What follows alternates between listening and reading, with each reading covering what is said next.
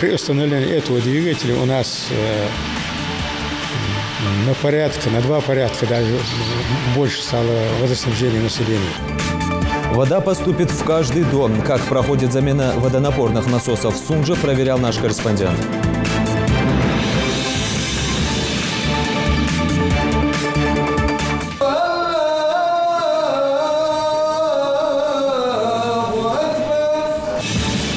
Месяц Рамадан – лучшее время для милостыни. В Малгобеке состоялось коллективное разговение.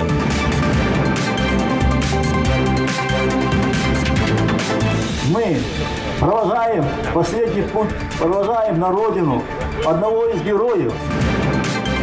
Сотрудники поискового движения России нашли в Ингушетии останки еще одного защитника Отечества.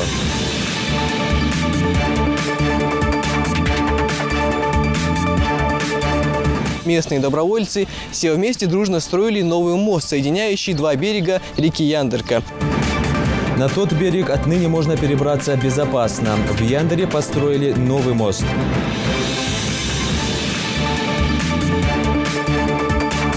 Подходить к оборванному проводу нельзя ближе, чем 10 метров.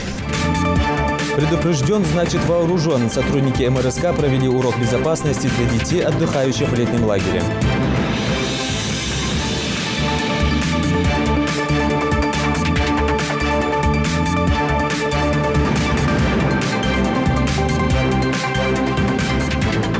На канале Ингушетия Новости 24. Добрый вечер.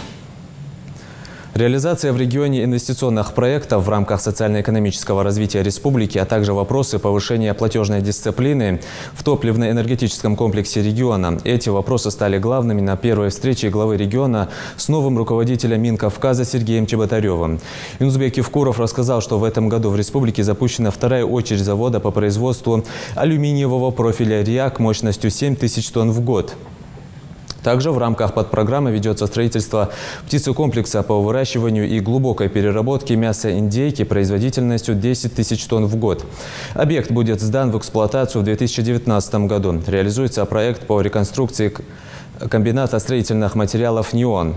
Еще одна встреча главы региона состоялась с руководителем Федерального агентства по делам национальности Игорем Бариновым, где обсудили вопросы межнациональных отношений в Ингушетии и за ее пределами. Обозначили план совместных мероприятий по укреплению межкультурного и межнационального диалога. 9 сентября в единый день голосования пройдут выборы главы Ингушетии. Руководителя субъекта, согласно закону, будут выбирать через парламент. Какими должны быть выборы в регионе, прямые или непрямые? В обществе идет немало обсуждений на эту тему. Впрочем, не стоит забывать, что у Ингушетии немалый опыт проведения выборов путем прямого голосования. И какими были последствия, тоже, наверное, многие помнят. Репортаж Индиры Манкиевой. 2 апреля в 2013 году принят федеральный закон, позволяющий парламентам субъектов России выбрать одну из 2 форм избрания главы – прямые выборы, или же заменить их процедуру избрания из числа кандидатур, внесенных главой государства. Партии представляют своих кандидатов, а президент отбирает из их числа 3 претендента, а далее уже парламент в ходе тайного голосования должен избрать того, кто станет главой Ингушетии. Следует отметить, что власти республики приняли решение о проведении выборов по парламентской системе только посоветовавшись с народом. Так, 20 апреля того же года в ходе Народного съезда был поднят вопрос о проведении выборов главы через депутатов. Тогда участники съезда аргументировали целесообразность отмены прямых выборов, учитывая специфику общественно-политической ситуации в регионе на тот момент. 99-й и 2000-й я приводил примеры. И 2002 год. Мы знаем, какие страсти кипели у нас в республике. И люди говорили: да ладно, давайте отойдем от этих выборов. Даже если прямые выборы сегодня у нас они пройдут, а готовы ли мы их признать сегодня? Решение о проведении выборов в субъектах России по парламентской системе позволило в некоторых субъектах СКФО избежать раскола среди населения. Общественные деятели отмечают, народ Ингушетии хорошо помнит, как проходили у нас прямые выборы и к чему в конечном итоге это привело. И входить в одну и ту же реку дважды, по их мнению, нам лучше не стоит. Наши руководители ранее. Что здесь происходило, когда в одной семье враждовали между собой близкие люди, когда шел сплошной подкуп избирателей, когда мнение электората вообще не учитывался. И сегодня возвращаться к тому, что прошло, и входить в одну и ту же реку дважды, просто бессмысленно. Поэтому мне кажется, и экономически, и политически, и, так скажем, для сохранения стабильности очень правильное решение. Мудрое решение. Как отмечает главный редактор старейшей газеты Республики Сердало Якуб Патеев, у республики немалый опыт, и многим сегодня просто нужно оглянуться назад, чтобы вспомнить. Выборы прямые только усугубят этот раскол. Это мое твердое убеждение. Можно об этом долго говорить, можно привести примеры, факты, но это разговор долгий. И мне кажется, что сегодня только дополнительно расколоть общество, потому что, если, говорит, положить руку на сердце, пусть каждый признается в этом, насколько он готов голосовать сердцем, а не из каких-то интересов сегодняшнего дня, или каких-то клановых соображений, или же это связано с перспективой лично для себя какую-то получить выгоду. Мне кажется, это важным. Сегодня общество не готово к проведению прямых выборов. К этому нужно готовиться, и начать нужно именно с муниципальных. Такого мнения придерживается спикер регионального парламента. И окончательное возвращение и утверждение на законодательном уровне прямого голосования в Ингушетии, да и в других субъектах СКФО, возможно лишь в случае сохранения стабильности и повышения уровня политической подкованности народа. Давайте все-таки примем участие в выборах муниципального уровня, потом депутатов Народного собрания. К тому времени, может быть, действительно, вот мы просто покажем, если у нас все это без эксцессов, красиво, демократично, честно выбор проходит, давайте вернемся и избранию главы субъекта. Никто не возражает. Опыт показывает, что кандидаты, выдвинутые президентом страны, находят поддержку и самого народа. Яркий пример — Юнусбек Евкуров. В 2008 году президент Дмитрий Медведев назначил его исполняющим обязанности президента Ингушетии, а спустя 5 лет его кандидатура на пост главы была выдвинута и поддержана уже народными избранниками республики. И только благодаря решению доверить выбор главы субъекта парламенту сегодня нам удалось стать одним из стабильных и динамично развивающихся регионов России. В один голос это утверждают все эксперты и политологи. Индира Манкиева, Адам Далаков, Новости 24. Недостаточная мощность водонасосного оборудования и его изношенность, и, как следствие, постоянные перебои с водоснабжением. В Сунже эта проблема стояла давно и остро, но скоро разрешится. Там сейчас меняют водонапорные насосы. Это позволит увеличить мощность напора. В дома местных жителей вода, наконец, будет поступать бесперебойно. Подробности у Жаридат Халухоевой. Работники Сунжинского губводоканала устанавливают новое насосное оборудование. Каждый кубометр воды на вес золота и должен разлиться по водопроводным линиям в дома жителей. Один насос вот стоит наверху в сборе. Этот мы установили. Произвели пусконаладочные работы. Это ЦНС 180 на 170, 180 кубов. Высота подъема 170 метров. И двигатель у нас 132 киловатта при 1500 оборотов. При установлении этого двигателя у нас на 2 порядка даже больше стало водоснабжение населения. Увеличилось водоснабжение. Станция водоканала функционирует с 1961 года. Она строилась с расчетом на 32 тысячи человек. С тех пор эти водонасосные агрегаты уже давно не набирают нужной мощности, чтобы обеспечить ставшее в 2 раза больше населения водой. Сегодня эти насосы хотя бы частично решат проблему. Своими силами мы не могли добывать столько воды на город. Приобретали воду у Ингуш регион водоканала.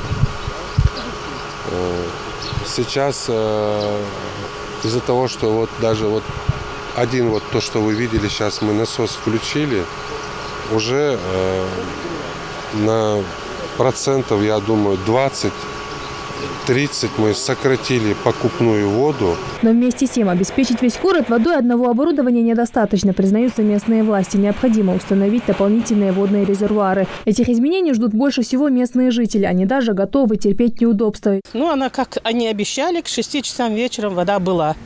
Правда, она шла мутноватая, такая желтоватая. Мы так и поняли, что вода мутная, потому что трубы поменяли. Поэтому она так и должно быть. Это бывало. А так она идет у нас, вода нормальная. Напор неплохой. Бывает так, неделю раз отключают, бывает. Это как техническая какая-то работа, наверное, я не знаю. Пока рабочие закончили установку только одного насосного оборудования. Это только первый этап. Обещают, в ближайшее время водоснабжение будет снова налажено в полном объеме. Шарадат Хулухоева, Адам Далаков, Новости 24. В священный месяц Великого Поста мусульмане должны стараться делать добрые дела и давать больше милостыни, ведь месяц Рамадан – лучшее время для этого. А тот, кто дает втайне, тому двойная награда от Всевышнего. Один из жителей Малгобекского района, не разглашая своего имени, организовал для жителей разговение. Репортаж Зелимхана Калоева.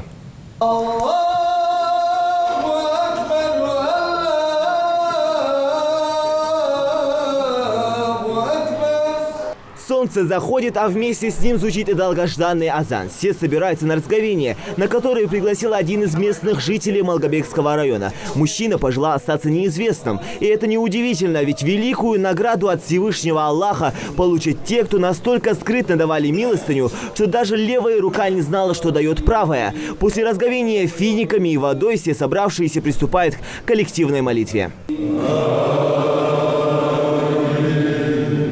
Махдас пришли более 100 человек. Это представители всех сельских поселений Малгобекского района. Как старейшины, так и более молодое поколение. Стоит ли напоминать, что в месяц Рамадан благие дела, совершенные мусульманином, умножаются в несколько раз. В этот период происходит очищение от грехов, и верующие получают довольство Всевышнего.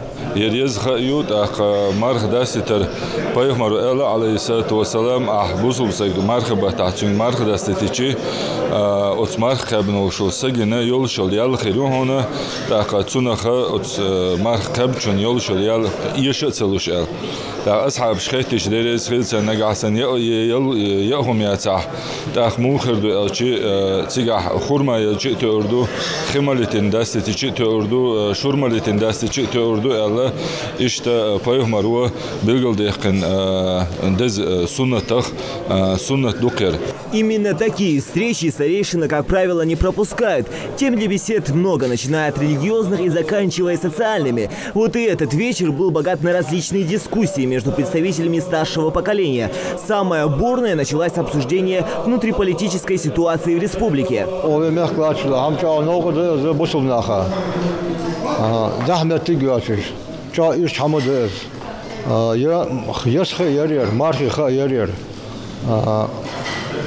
Умар ребята керснага тема шусудеш лерхам бежаха ярер так дишашнаха темболи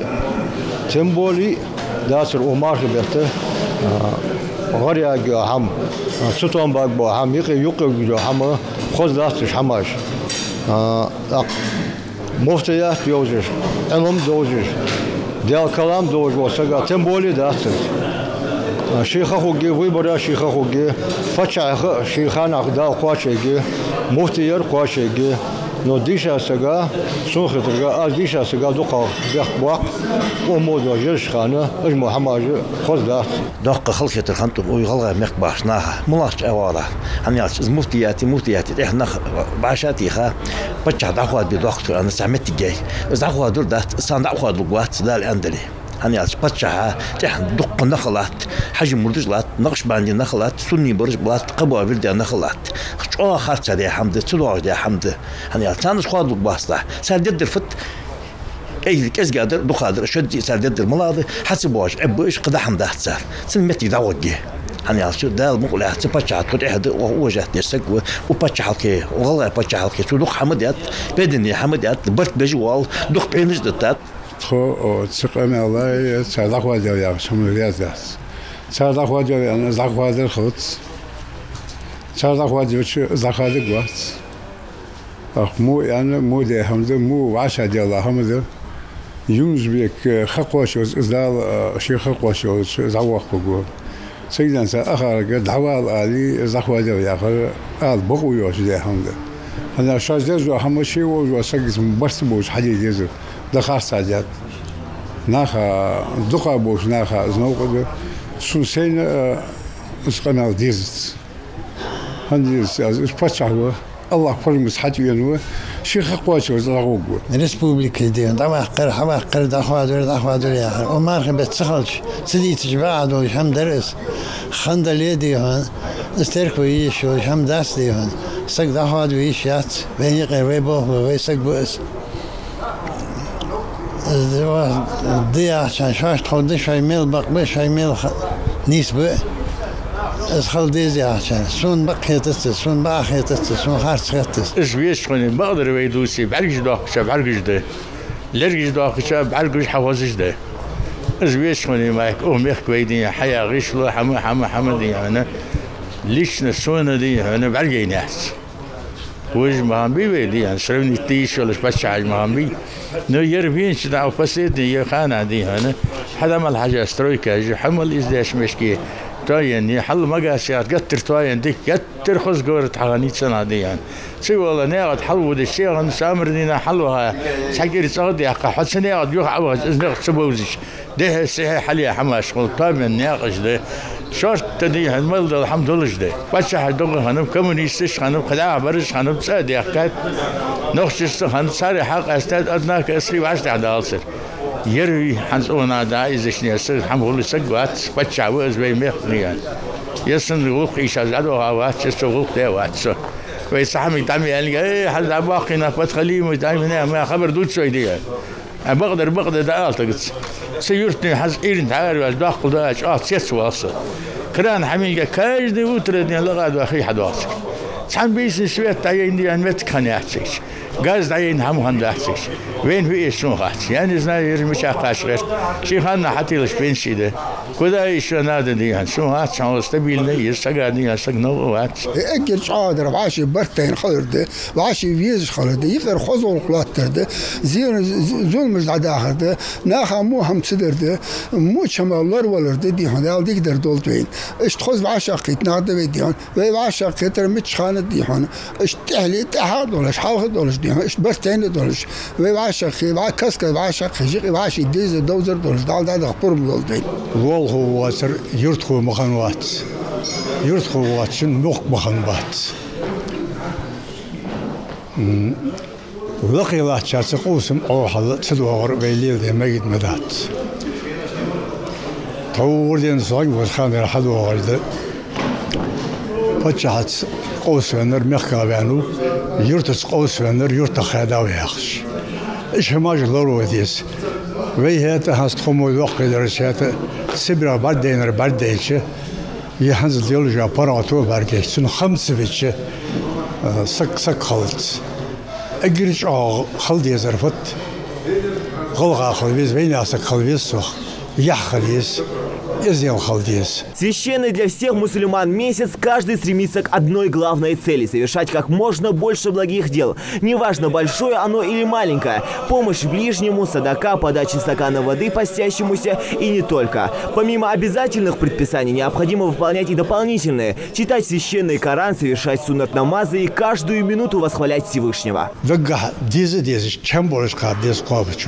هني أتقامرش أيوجا هم الشامر عسية دي وذية مشخو إيش مارك إذا شنو هم بيس النق مار خابر دوق هم حديد دات لا مز مارك يدوق قندس ويقع ما هي تدي يدني دا وين دن دات ميوخي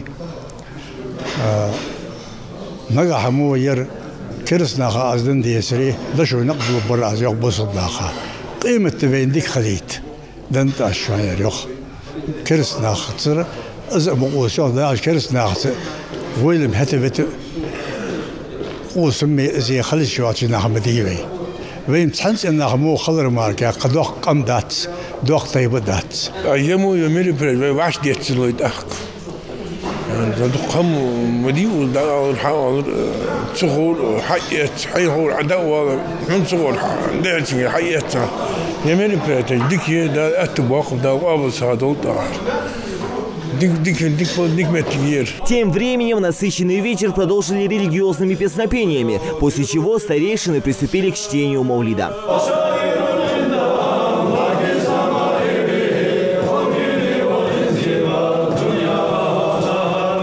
Зелимхан Калоев, Хаваш Гойгов, Новости 24. Атмосфера приближающегося праздника постепенно заполняет продуктовые рынки, супермаркеты и оптовые склады. В преддверии Мархаш многие предприниматели меняют старые ценники на овощах и фруктах на новые, что в свою очередь сильно бьет по карману покупателей. Чтобы не допустить подобного, в этом году сотрудники Минэкономразвития Ингушетии проводят рейдовые мероприятия. В этот раз соответствие цен привычной стоимости продуктов они проверили в Карабулаке. Под пристальным вниманием проверяющих оказались и прилавки магазинов.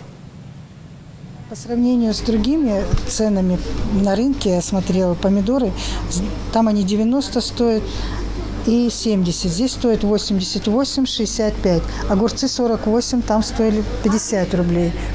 И вот по сортам они 78 идут, 65 и 88 – это помидоры. Эти помидоры – это привозные помидоры импортного производства, они чуть дороже, идут 90.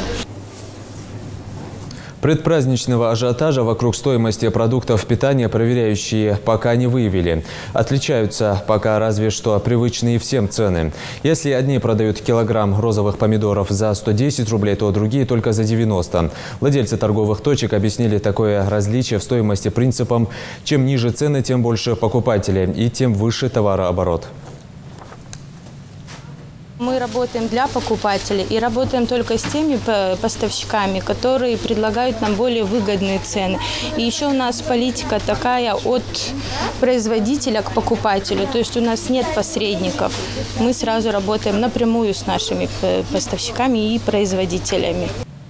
Останки солдата вернутся на родину. В Малгобеке прошли торжественные проводы защитника Отечества Тимофея Никифоровича Перкова, погибшего в ходе Малгобекской стратегической оборонительной операции в 1942 году. Останки были найдены во время поисковых работ. Залина Магушкова расскажет подробнее.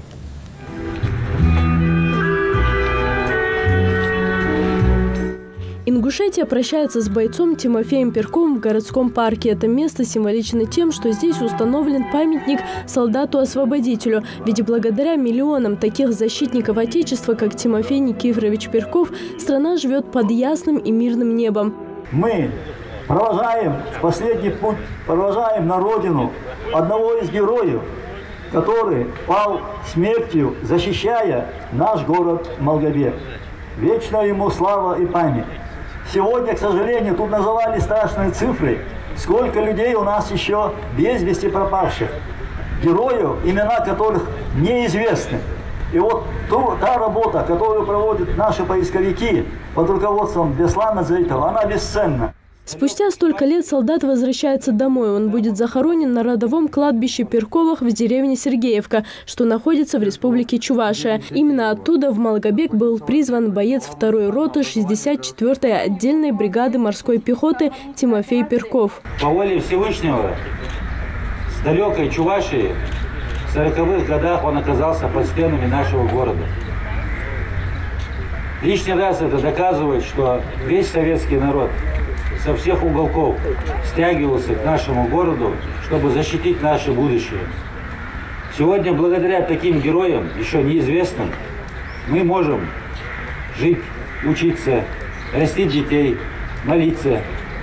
Они не пожалели своей жизни для того, чтобы мы, ихние потомки, могли все это делать. Останки были найдены во время поисковых работ в апреле этого года в рамках всероссийской акции «Вахта памяти». 5 поисковых отрядов со всей России проводили полевые работы на Терском хребте, так называемой передовой линии. Личность удалось выявить благодаря личной вещи, найденной вместе с останками. Ингушские поисковики сразу связались с коллегами из Чувашии и через несколько дней нашли потомков Тимофея Перкова. 2 внука уже ждут возвращения деда на родину. Родственники изъявили желание, чтобы он был похоронен в своей родной республике. Поднимая останки, заметили, что среди них есть такой неправильной формы гильза. Когда подняли, это была немецкая гильза, не совсем гильза, а гильза, в ней был вдет гильза от российского советского пистолета ТТ и насильно закупорена.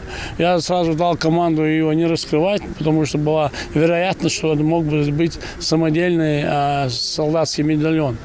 Вечером мы уже, когда пришли на базу, в лагере, мы сзади отпилили, заднюю часть, и потом, когда потихоньку открыли, сняли гильзу от пистолета, и внутри оказалась записка. Мы его потихоньку вытолкали, и когда начали раскрутили, и там было написано, что этот боец Перков Тимофей Никифорович. Останки еще 11 человек были найдены во время полевых работ, однако их личности не удалось установить. Неизвестные солдаты будут погребены в братских могилах в Малгобеке. Торжественное перезахоронение состоится 22 июня, ведь именно в этот день, в 1941 году, началась кровопролитная война, что забрала из каждой семьи необъятной страны сыновей и дочерей. Мы помним подвиги наших предков, мы чтим их память и всегда будем заниматься тем, чтобы вести пропаганду, чтобы молодежь, она всегда помнила наших предков. Героическим противостоянием советского солдата в южном направлении Северного Кавказа стала оборона Малгобекского района и города Нефтяников. 4 месяца шли ожесточенные бои в ходе оборонительной операции. По некоторым данным, в ней погибло 120 тысяч человек. Известны имена только чуть более 1500. Работой по выявлению этих имен и перезахоронением солдат занимаются 4 ингушских поисковых отряда. Вы знаете, наша историческая школа номер 6, которая... Мы приняли решение о передаче этой школы поисковому отряду «Малгобек».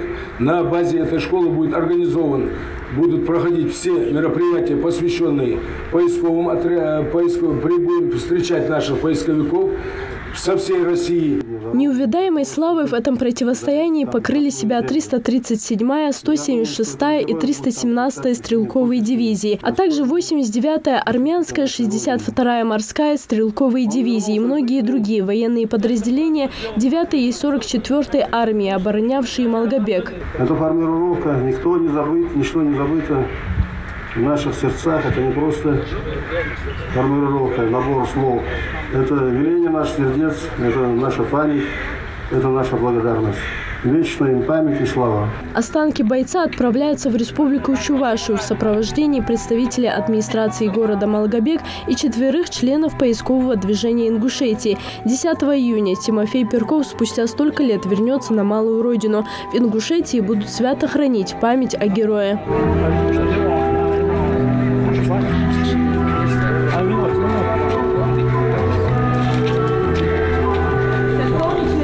В прошлом году также были найдены останки солдата из Башкирии. Это разведчик-стрелок Хали Юлазович Икбаев. По архивным данным, он пропал без вести 5 октября 1942 года близ Малгобека. Его личность удалось выявить благодаря обычной бритве с инициалами. Поисковым движением Ингушетии ведется поиск родственников погибшего бойца, чтобы сообщить о месте захоронения. Залина Могушкова, Рамзан Миржоев, Новости 24. Сегодня День социального работника. Праздник учрежден указом президента России. В нашей стране профессия социального работника появилась в 90-х годах 20 века. Причин для создания такой службы было несколько. Это отдаленные последствия Великой Отечественной войны, вопрос престижа в международных отношениях и прямая необходимость заботы о пожилых больных людях. Каждый день на плечи соцработников падают серьезные проблемы тысяч людей. Тех, кому просто жизненно необходима помощь социальных работников и их поддержка. Почти в каждом муниципальном образовании России существует учреждение социальной защиты.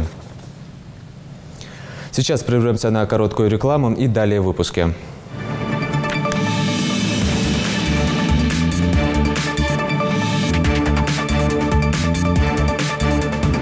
На тот берег отныне можно перебраться безопасно. В Яндере построили новый мост. Предупрежден, значит вооружен. Сотрудники МРСК провели урок безопасности для детей, отдыхающих в летнем лагере.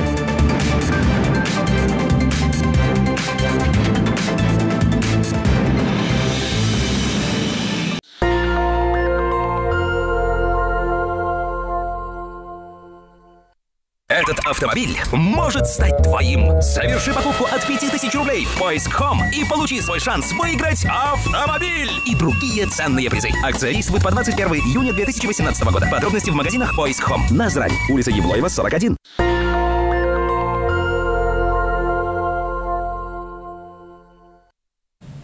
Продолжаем выпуск. В Яндере после строительства открыли новый мост. Старая переправа, что находится по улице Набережная, давно уже обветшала и не вызывала доверия. Идея о возведении нового моста быстро разлетелась, помощь пришла отовсюду.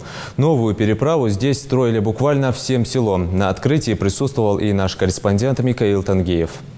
Сегодня, наконец-то, осуществится давняя мечта жителей сельского поселения Яндари. На протяжении многих дней местные добровольцы все вместе дружно строили новый мост, соединяющий два берега реки Яндырка. И буквально через несколько минут состоится торжественное открытие долгожданной переправы. На торжественной церемонии открытия на улице Набережной собралось большое количество местных жителей. На протяжении всего времени строительства каждый из них пытался всячески помочь. Некоторые помогали в финансовом плане, другие предоставили технику. И сегодня их всех благодарят за оказанную помощь.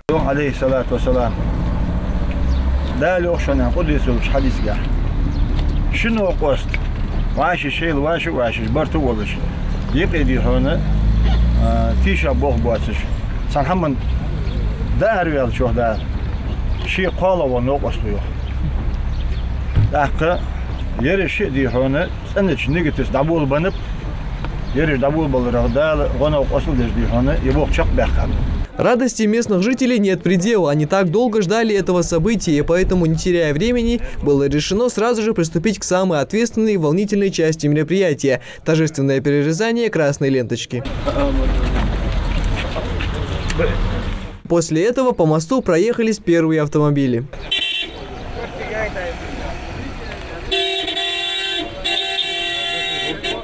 Местные жители рассказывают, что раньше на этом месте был обычный ров, в котором протекала маленькая речка. Позже, в 80-х годах, здесь построили этот железный мост.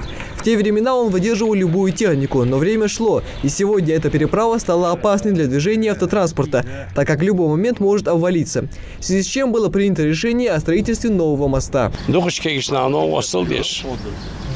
خذ بركة تدوش خذ يرتا إيش موست يتيدي هنا أقرش أنا كان شق دقات أنا ديال رياسخو ولو دياش كينا ديال رياسخو ديال أخي تمت نياخ دكيلت تكون مخيت التيبر مارخي بتعبى لها يمازك حدي اللوج درته خنيقتك حجة دال ديك أتوب عقا عند بوت يقيبا خمار مشير ديك تعشق ديال الخير. В первых числах апреля было начато строительство моста. Всего было потрачено более $500 000 рублей. Стояла задача успеть до праздника Мархаш. И благодаря слаженной работе строителей и местных жителей удалось добиться поставленной цели. Многие ребята тут, у кого техника есть, они с техниками нам сильно помогали.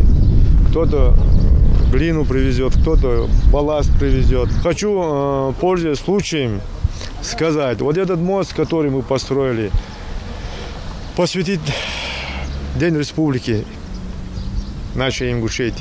На мосту также была предусмотрена дорожка для пешеходов, но на этом местные власти не намерены останавливаться. В течение пару месяцев планируется отремонтировать старый мост, усилить его основание и положить ровный асфальт. Микаэл Танги, Хамзат Халухаев, Новости 24.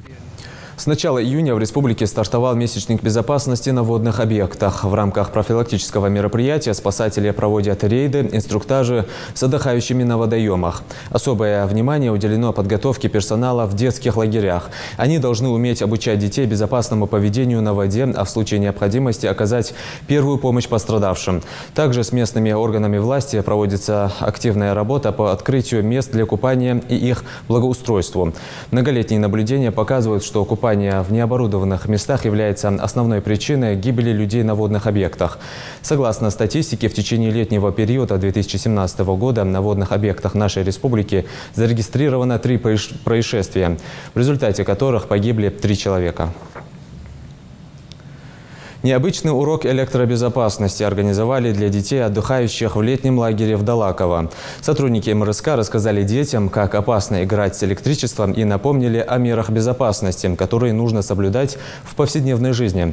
Детям раздали и памятные буклеты с полезной информацией. Рина Тичоева расскажет.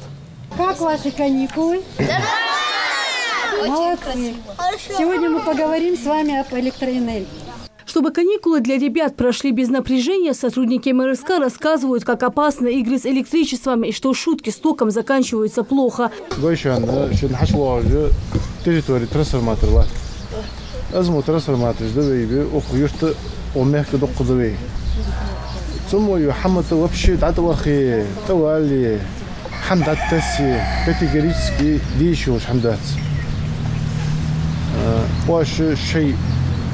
شاش بقى даже саглозу дежвалыш даган төвәнне даган штик олдох ясин Yani ты всегда сдал здесь, ожал здесь. В любом случае, сакетныш, буди и далеко. Такое внимание к этой проблеме не случайно. В летнее время у ребят много свободного времени, и нередко они играют рядом с проводами и трансформаторными будками. Подходить к оборванному проводу нельзя ближе, чем 10 метров. Если вы это увидели, если вы чувствуете, что опасность на вашем пути, вы возвращаетесь обратно и говорите взрослым людям. Дети слушают энергетиков внимательно и с интересом. Многое из того, о чем говорят специалисты, ребята слышат впервые. И, разумеется, вопросов у них очень много. О правилах безопасности Кристине Аветисян рассказывают и родители. Сталкиваться с голыми проводами, к счастью, девочке не приходилось. Благодаря таким полезным урокам обходить трансформаторы дети будут уверенными и быстрыми шагами. Я услышала, что электричество очень опасно. Если открытый трансформатор, то нужно сообщить ФМС по номеру 113. Нужно, если ты умеешь, обезвредить трансформатор, выключить электричество. Когда идет дождь, нельзя становиться под дерево, потому что в тебя может попасть молния. Что когда человек под напряжением, к нему ни за что нельзя подходить, а тем более трогать, иначе будет продолжится цепная реакция, и меня тоже ударит током. Я услышала, что нужно позвать родителей и позвать службу спасения 112. Для того, чтобы путешествие в страну безопасного электричества для ребят было увлекательным, специалисты МРСК раздали им красочные буклеты, где подробно рассказывают про все методы электробезопасности. Мы хотим, чтобы с такого возраста дети уже понимали, что электробезопасность – это превыше всего, что нету таких сетей и такого оборудования, которое стоит жизнь человека. Мы хотим до них это довести, чтобы они уже дальше могли объяснить, если они столкнутся, когда дети залезают на электроустановку, когда они играют вблизи электроустановки, что это категорически нельзя. Здесь в пришкольном лагере отдыхают 140 детей, трехразовое питание, интересные игры и разнообразные спортивные площадки, созданы для их интересного досуга. Пока мальчики развивают свои спортивные интересы, девочки показывают настоящее художественное мастерство. К примеру, здесь рисуют вот такие 3D-картины. Расскажи, что ты нарисовала, что изобразила? Облако, цветы, башня. Ну а запасившись интересной, а главное полезной информацией, дети продолжают наслаждаться счастливым детством. А оно, как правило, невозможно, если в нем детский травматизм. Рина Цычоева, Майрбек Миржоев, Новости 24. Итоги работы за второй квартал подвели в Управление антимонопольной службы республики. В обсуждении приняли участие представители республиканских и муниципальных органов власти, прокуратуры региона, руководители общественных организаций. В ходе совещания обсудили направления, по которым велась работа за последние полгода. Так, возбуждено 42 дела и выписано 27 предупреждений по нарушениям закона о защите прав конкуренции. Если сопоставить с аналогичным периодом прошлого года, также второй квартал прошлого года, то нарушения у нас в этом квартале увеличились. У нас тенденция на увеличение идет. Но это связано с рядом проверок с прокуратурой Республики Ингушетия, которые мы проводили. Почти все республики СКФО заняли высокие позиции в экологическом рейтинге организации «Зеленый патруль». Оказалось, что самая благоприятная экологическая обстановка радует жителей Тамбовской области. А вот самым грязным субъектом является Свердловская область. Ей отведено последнее 85-е место. На Северном Кавказе экологическая обстановка вполне благоприятная. На почетном 12-м месте расположилась Карачаево-Черкесская республика. Кабардино-Балкария на 26-м месте рейтинга. Чечня и Дагестан тоже оказались в первой половине списка, заняв 31-ю строчку и 34-ю. Во второй половине рейтинга оказались только Адыгея и Северная Осетия, занявшие 51-ю и 56-ю строчки. Рейтинг составляется с учетом природоохранного, промышленной, социально-экологического индексов по итогам весны 2018 года. На этом наш выпуск завершен. Оставайтесь на канале Ингушетия.